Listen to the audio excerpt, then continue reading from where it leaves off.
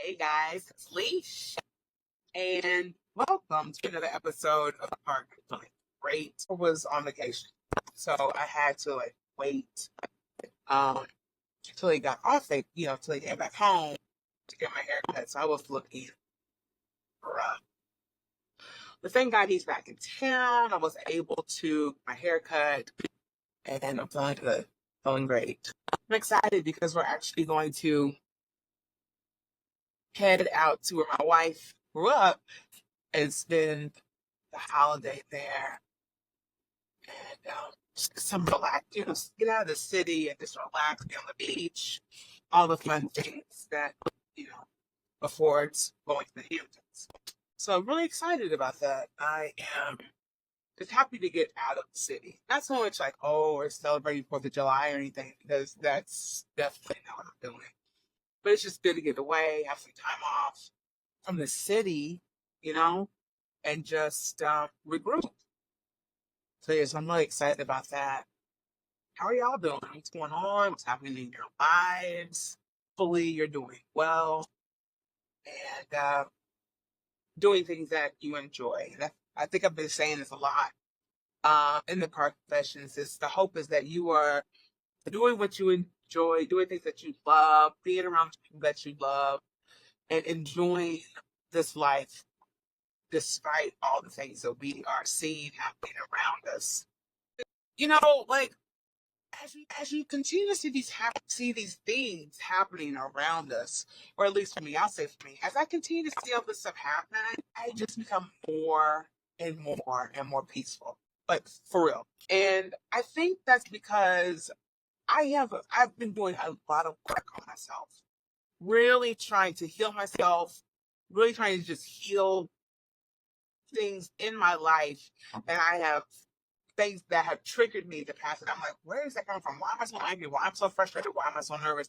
Really getting to the core of these triggers in my life. Also doing my best to eliminate as much drama and unnecessary stuff as possible. And so when these things do happen, and I realize these are constructs of creation from some crazy, insane person, do not allow myself to go completely in it and get so involved that I'm like losing my mind about it. Just like, this is something that's one I don't have any control over. I have control.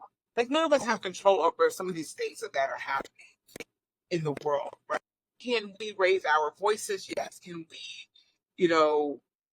do all those things? And I say we'll keep raising our voice and raising awareness around creating a more just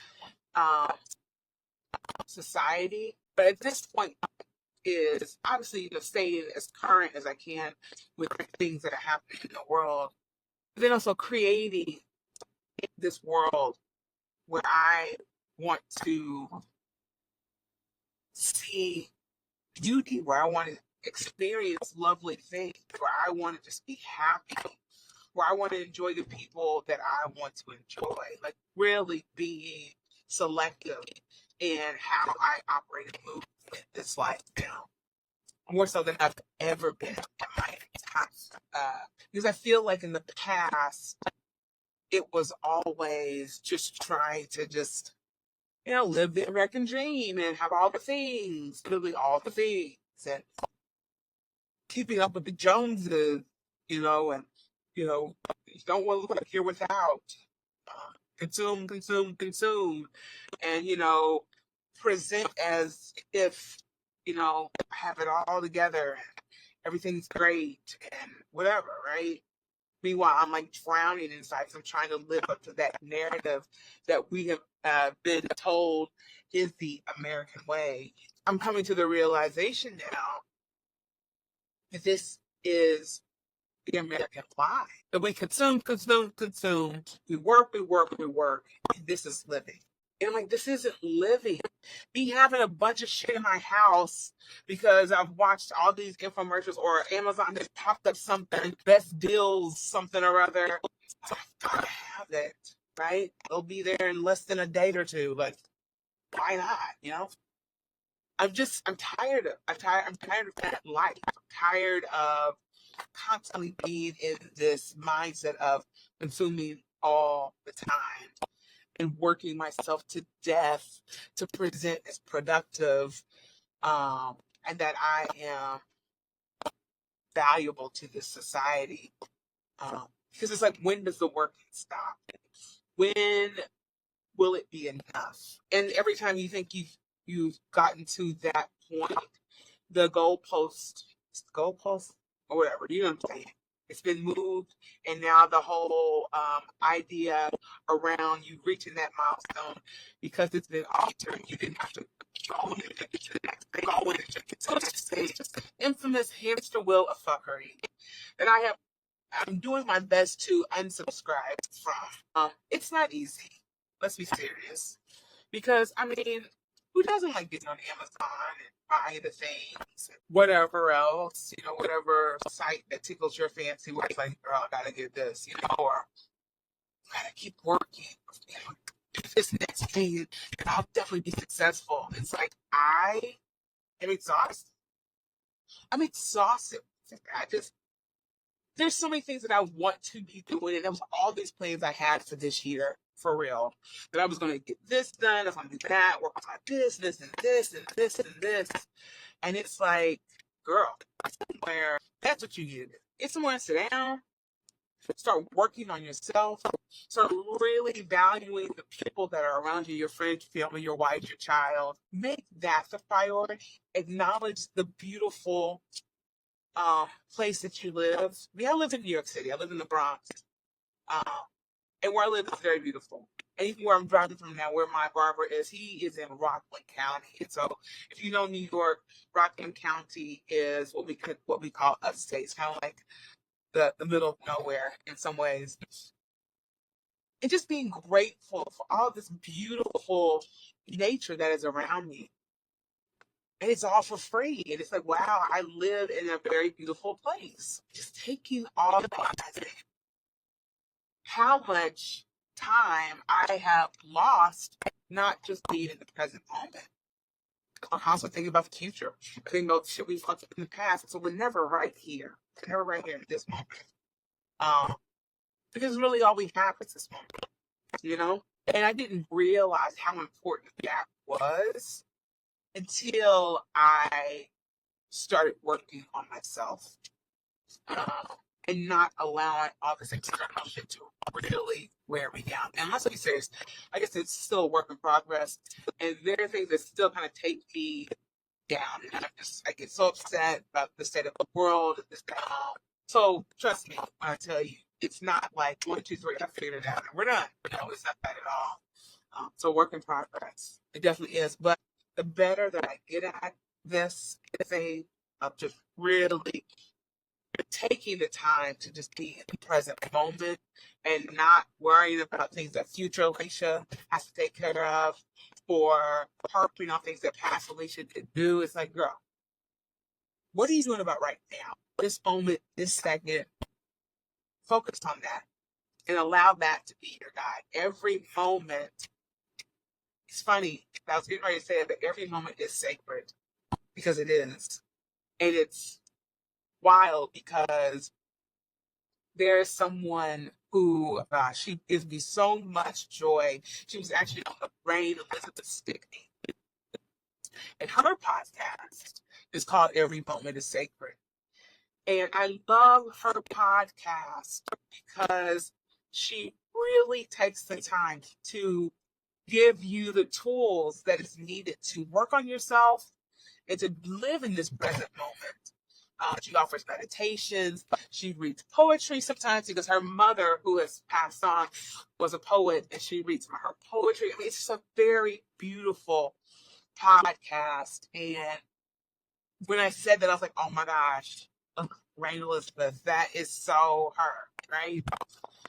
So if you get a chance, definitely take a listen to her podcast, because it is beautiful.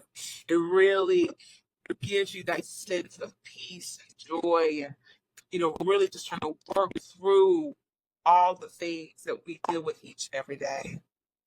And another thing I love about Rain Elizabeth, not that this was not even supposed to be about her, but here we are, is that she offers realistic and her meditations, it's not to say like everything's gonna be great, everything's wonderful. All you have to do is meditate. All you have to do is manifest. Like it's not like that at all. It is her calm in the skin, and all the things that are happening around her. When you find calm in your body, bring, some type of joy to yourself, knowing that all these things are happening around you, but these are tools that you can utilize to be your best self.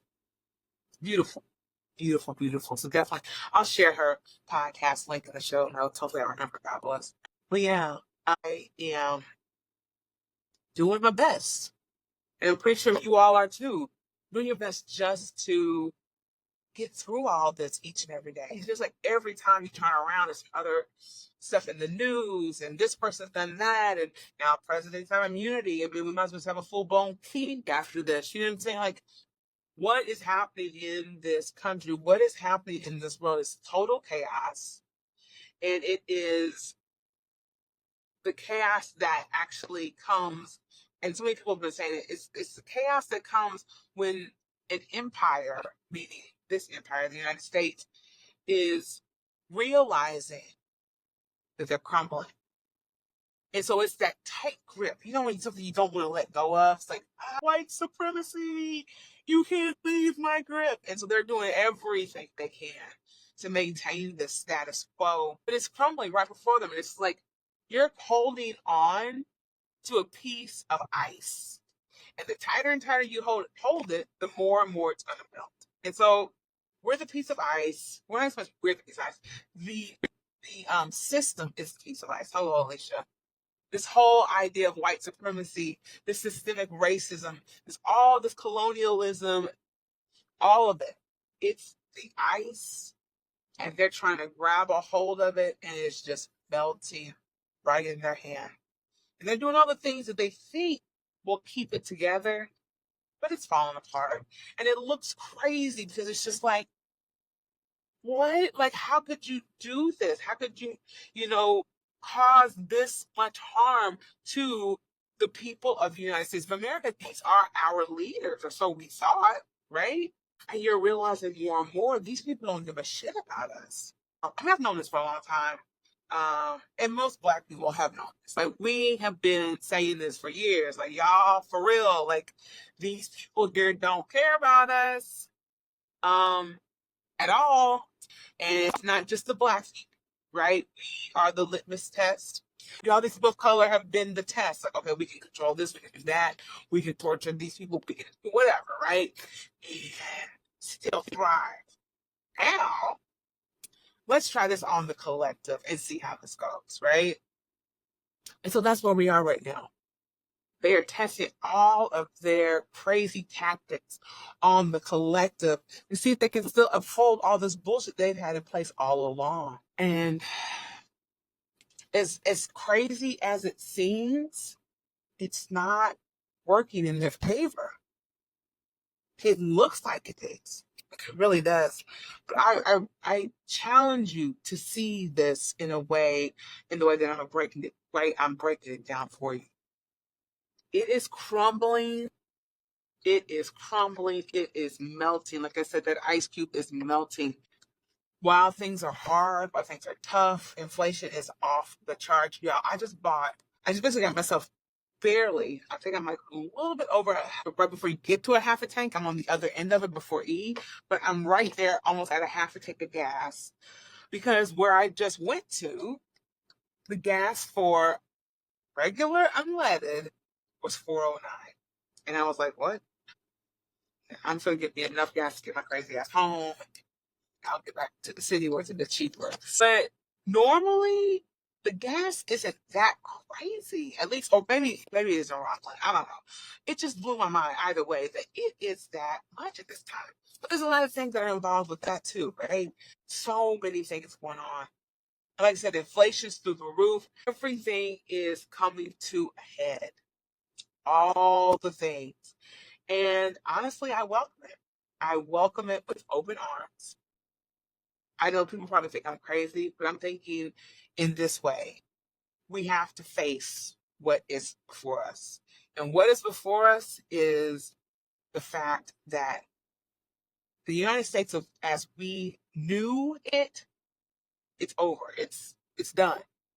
And we have to move forward in how we operate as a society and not so much as individuals anymore. We have been so used. I got interrupted there. My kid was calling, of course, for money. You know how it goes. But anyway, yeah, we are at a point where this country is at its end. And I think I just said it before I interrupted, to start reimagining America and reimagine it in a way where community is, you know, within our forefront, as opposed to us constantly being in this mindset of being individuals. Because that's all we've ever known is, you know, looking out for myself, doing my thing, you know, blah, blah, blah. And in order for us to create real change that's going to benefit the collective, we have to come together to actually do that. So I'm just encouraging y'all to start really thinking about that.